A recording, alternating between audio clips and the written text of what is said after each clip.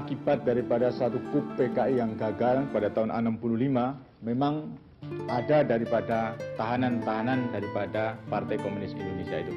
Golong B adalah mereka yang salah, akan tapi mengenai bahan pembuktian untuk diajukan pada pengadilan kurang meyakinkan.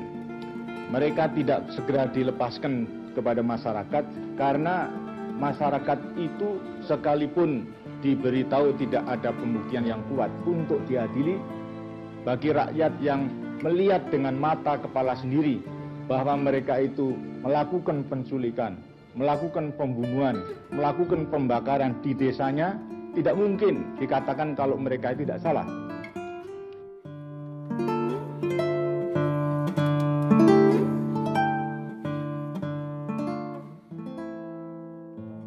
Jenderal Soeharto mengorganisir pembantaian massal 1965-1966.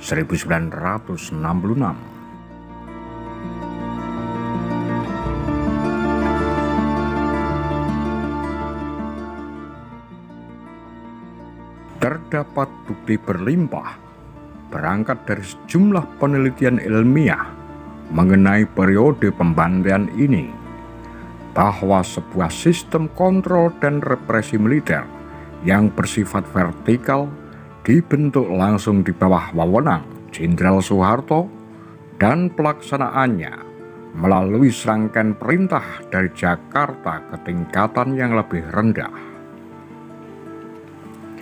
Walaupun perintah-perintah dan operasi-operasi dimulai di beberapa daerah sejak tanggal 1 Oktober 1965, sarana utama operasi ini adalah Kopkamtib yang didirikan pada 10 Oktober 1965 dengan Jenderal Soeharto sebagai komandannya, Pangkopkamtib.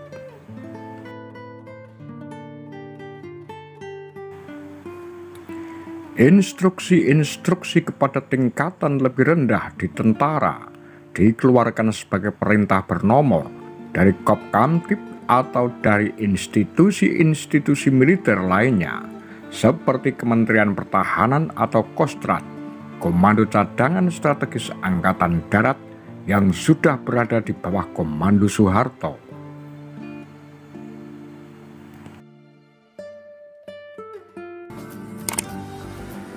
Pidato oleh Presiden Soeharto pada tanggal 11 Maret 1971 pada perayaan 5 tahun Perintah Super Semar yang menurut dugaan ditandatangani oleh Presiden Soekarno yang mengawali pengambilan kekuasaan secara penuh oleh Soeharto.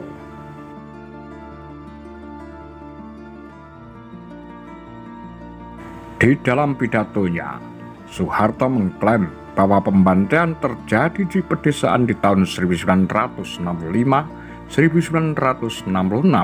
sebagai akibat dari ketegangan-ketegangan politik yang sudah ada sebelumnya.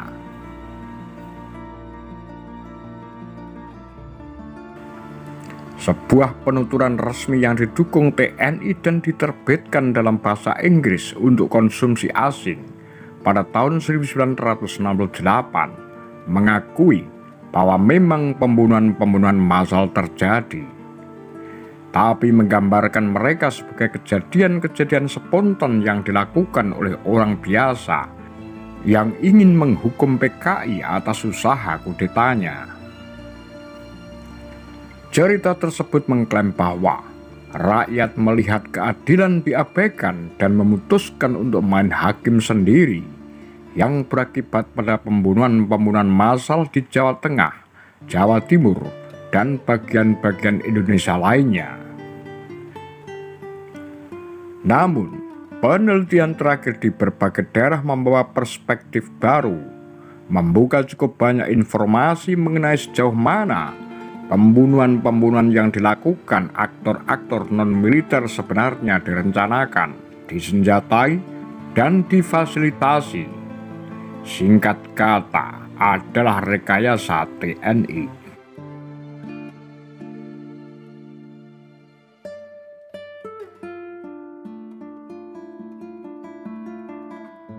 Apa pendapat Anda? Demikian kura-kura. Tagar Lambe Sundel.